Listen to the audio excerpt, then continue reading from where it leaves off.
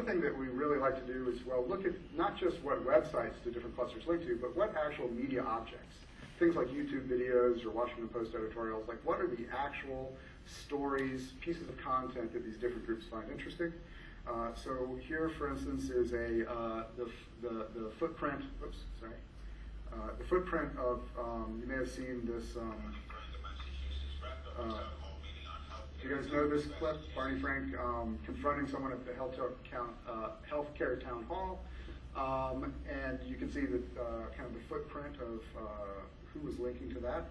And that was a pretty big thing that got attention on the right as well as the left.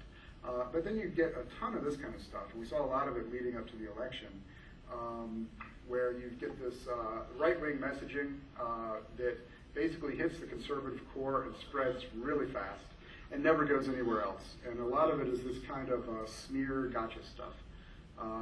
This core, that kind of anti-Obama core I showed you before, is extremely good at this. And they will, all 200 or 300 of them link to the same YouTube video on the same day consistently, and it's all this sort of smear tactic sort of stuff. But the reassuring part is it never goes anywhere. Nobody else except for them ever pays any attention to it. Then you get this effort to, one of the things we found leading up to the election was that these hyper-politicized videos, particularly negative message gotcha stuff, stays in the echo chamber it was designed for and never moves anywhere else. The only messages that actually get outside an echo chamber with a political message have some kind of a positive spin, some kind of pop culture reference, a positive message in some way. So a lot of the groups have started to try and message with these songs and things that are supposed to get catchy and viral. So here's one on the liberal side of the issue. We're number 37,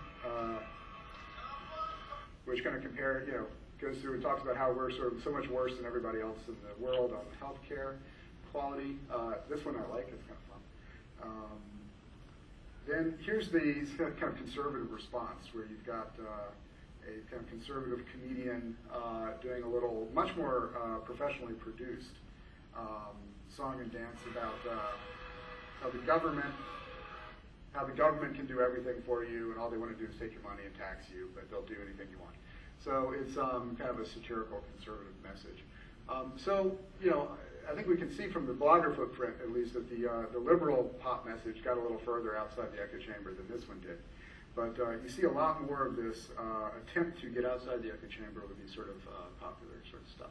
So is there anything that actually can unify both sides, of this healthcare blogosphere? Do we see anything that brings them together?